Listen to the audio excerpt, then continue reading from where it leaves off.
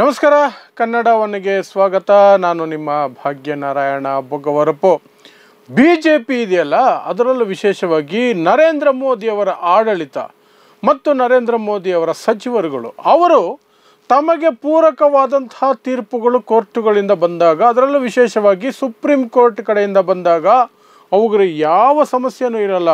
ಖುಷಿಯಾಗಿ ಎಲ್ಲವನ್ನು ಒಪ್ಕೊಳ್ತಾರೆ. ಯಾವಾಗ ಅವರಿಗೆ ಪೆಟ್ಟು ಬೀಳುವಂತಹ ಅಥವಾ ಅವರ ಉದ್ದೇಶಗಳಿಗೆ ಅನುಗುಣವಾಗಿ ತೀರ್ಪುಗಳು ಬರೋದಿಲ್ವೋ ಆಗ ಸಂಸತ್ತೇ ಸರ್ವೋಚ್ಚ, ಅದರ ಮೇಲೆ ಸುಪ್ರೀಂ ಕೋರ್ಟ್ ಆರ್ಡರ್ಗಳನ್ನು ಕೊಡೋ ಹಾಗಿಲ್ಲ ಅನ್ನುವಂತಹ ಡೈಲಾಗನ್ನು ಹೇಳುತ್ತೆ. ಅದಕ್ಕೆ ಇವತ್ತು ಸುಪ್ರೀಂ ಕೋರ್ಟ್ನ ಚೀಫ್ ಜಸ್ಟಿಸ್ BR ಗವಾಯ್ ಅವರು ಒಂದು ಖಡಕ್ ವಾರ್ನಿಂಗ್ ಕೊಟ್ಟಿದ್ದಾರೆ. ಸಂಸತ್ತು ಸುಪ್ರೀಂ ಅಲ್ಲ, ಸಂವಿಧಾನ ಸುಪ್ರೀಂ ಅಂತ. ಅವರು ತಮ್ಮ ಅಭಿನಂದನಾ ಕಾರ್ಯಕ್ರಮ ಮಹಾರಾಷ್ಟ್ರದ ಅಮರಾವತಿಯಲ್ಲಿ, ತಮ್ಮ ಸ್ವಂತ ಜಿಲ್ಲೆ, ಅಲ್ಲಿ ಒಂದು ಸಮಾರಂಭ ಏರ್ಪಡಿಸಲಾಗಿತ್ತು. ಅವರು ಚೀಫ್ ಜಸ್ಟಿಸ್ ಆಗಿ, ಭಾರತದ 92ನೇ ಚೀಫ್ ಜಸ್ಟಿಸ್ ಆಗಿ ಮತ್ತು 2ನೇ ದಲಿತ CJI ಆಗಿ ಅಧಿಕಾರ ಸ್ವೀಕರಿಸಿಕೊಂಡ ಹಿನ್ನೆಲೆಯಲ್ಲಿ ಅವರಿಗೆ ಅಭಿನಂದನಾ ಕಾರ್ಯಕ್ರಮವನ್ನು ಅಲ್ಲಿ ಅವರ ಅಭಿಮಾನಿಗಳು, ಅವರ ಊರಿನವರು ಎಲ್ಲ ಸೇರಿ ಮಾಡಿದರು. ಅಲ್ಲಿ ಒಂದು ಖಡಕ್ ಭಾಷಣ ಮಾಡ್ತಾರೆ. ಅದರಲ್ಲಿ ಹೇಳ್ತಾರೆ, ಸಂಸತ್ತು ಸರ್ವೋಚ್ಚ ಅಲ್ಲ, ಸಂವಿಧಾನವೇ ಸರ್ವೋಚ್ಚ ಅಂತ. ಜೊತೆಗೆ ಹೇಳ್ತಾರೆ,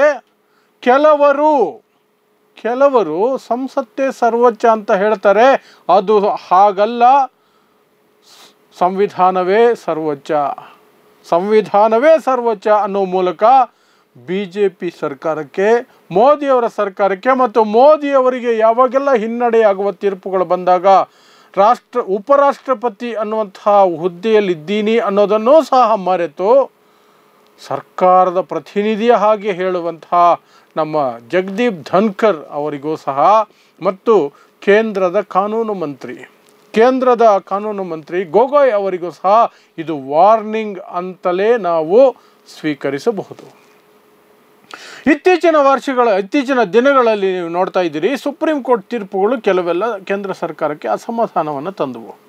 ಅದರಲ್ಲೂ ವಿಶೇಷವಾಗಿ ಕಳೆದ ವರ್ಷ, 1.5 ವರ್ಷದ ಹಿಂದೆ ಬಂದಂತಹ ಎಲೆಕ್ಟೋರಲ್ ಬಾಂಡ್ಗಳ ಬಗ್ಗೆ ತೀರ್ಪು ಬಂದಾಗ ಏನು BJP ಕೆಂಡಾಮಂಡಲ ಆಗೋಯ್ತು. ಅದನ್ನು ಅಸಂವಿಧಾನಿಕ ಅಂತ ಕರೆದ ತಕ್ಷಣ ಸಂಸತ್ತಿನ ಒಳಗೇನೆ ಕಾನೂನು ಮಂತ್ರಿನೇ ಹೇಳ್ತಾರೆ, ಸಂಸತ್ತು ಅಂಗೀಕರಿಸಿ ಪಾಸ್ ಮಾಡಿರುವಂತಹ ಬಿಲ್ ಅದು ಅಸಂವಿಧಾನಿಕ ಆಗೋದಕ್ಕೆ ಸಾಧ್ಯ ಇಲ್ಲ ಅಂತಾರೆ. ಮೋದಿನೂ ಅದನ್ನೇ ಹೇಳ್ತಾರೆ, ಅದು ಅಸಂವಿಧಾನಿಕ ಆಗೋದಕ್ಕೆ ಸಾಧ್ಯ ಇಲ್ಲ, ಸಂಸತ್ತು ಅದನ್ನು ಪಾಸ್ ಮಾಡಿರೋದು, ಹಾಗಾಗಿ ಅದು ಅಸಂವಿಧಾನಿಕ ಆಗೋಕ್ಕೆ ಸಾಧ್ಯ ಇಲ್ಲ, ಸುಪ್ರೀಂ ಕೋರ್ಟ್ ಇದರಲ್ಲಿ ತೀರ್ಪು ಕೊಟ್ಟಿದೆ ಅಂತ.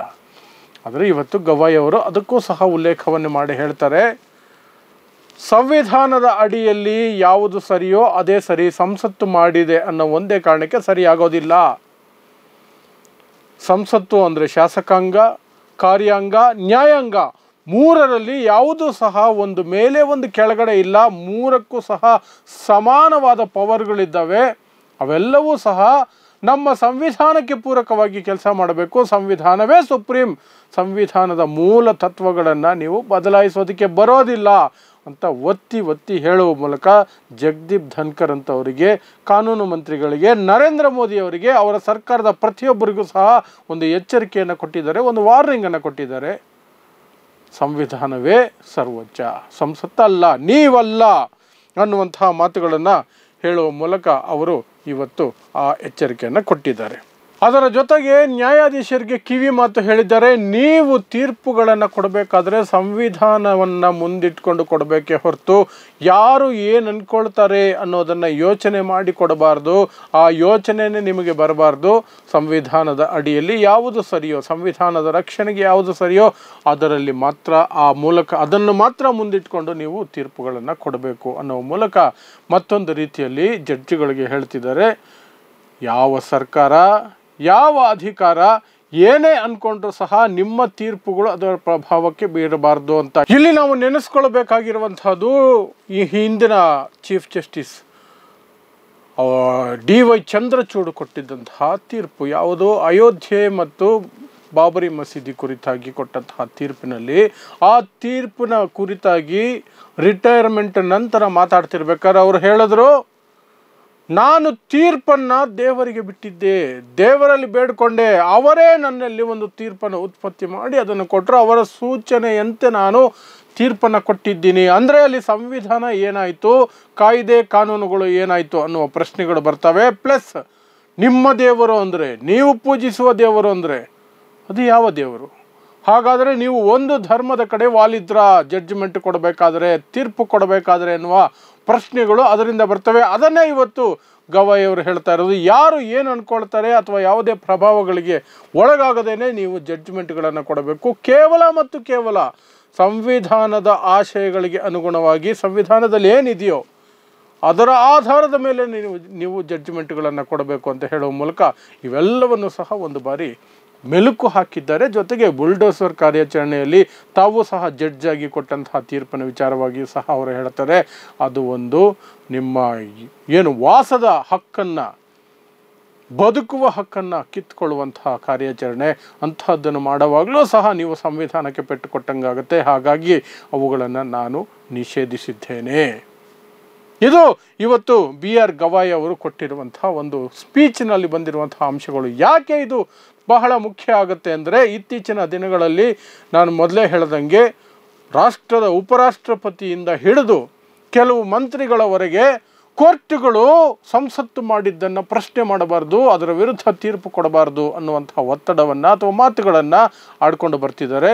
ಯಾಕೆಂದರೆ ಸಂಸತ್ತು ಜನರಿಂದ ಆಯ್ಕೆಯಾದವರಿಂದ ಮಾಡಲಾದ ಕಾನೂನುಗಳು. ಸಂಸತ್ತಿಗಿಂತ ಸರ್ವೋಚ್ಚ ಯಾವುದೂ ಇಲ್ಲ, ಸಂಸತ್ತಿಗಿಂತ ಸುಪ್ರೀಂ ಯಾವುದೂ ಇಲ್ಲ, ಸುಪ್ರೀಂ ಕೋರ್ಟ್ ಕೂಡ ಸಂಸತ್ತಿನ ಮೇಲಿಲ್ಲ ಅನ್ನುವಂತಹ ಮಾತುಗಳನ್ನು ಜಗದೀಪ್ ಧನ್ಕರ್ ಅಂತವರು ಹೇಳ್ಕೊಂಡು ಬರ್ತಿದ್ದಾರೆ.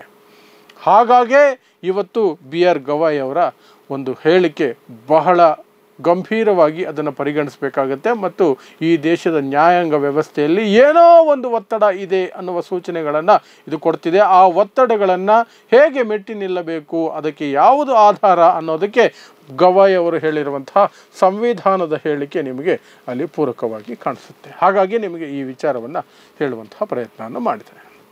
ಸೊ ನೋಡ್ತಾ ಇರಿ ಸಮ ಸಮಾಜಕ್ಕಾಗಿ ಕನ್ನಡ 1 ನ್ಯೂಸ್. ನಮಸ್ಕಾರ.